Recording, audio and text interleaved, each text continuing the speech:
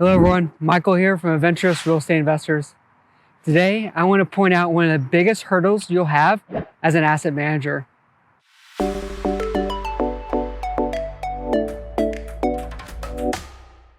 The biggest hurdle, in my opinion, is getting your first unit or first several units rented out at your pro forma rents during the execution of your business plan. All the work you've done to find a great deal, underwrite it, develop a business plan, close on the property, and successfully take it over hinges on your ability to lease your units at your new market rate. Don't worry, if you've done a substantial amount of research on the market and have had long, engaging conversations with your property manager for forma rents, you'll be just fine.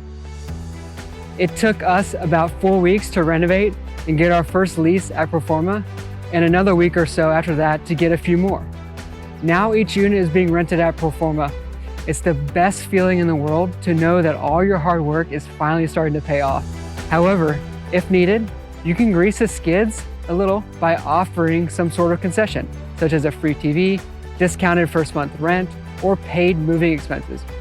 I'll let you be creative here to get the residents to sign on the line.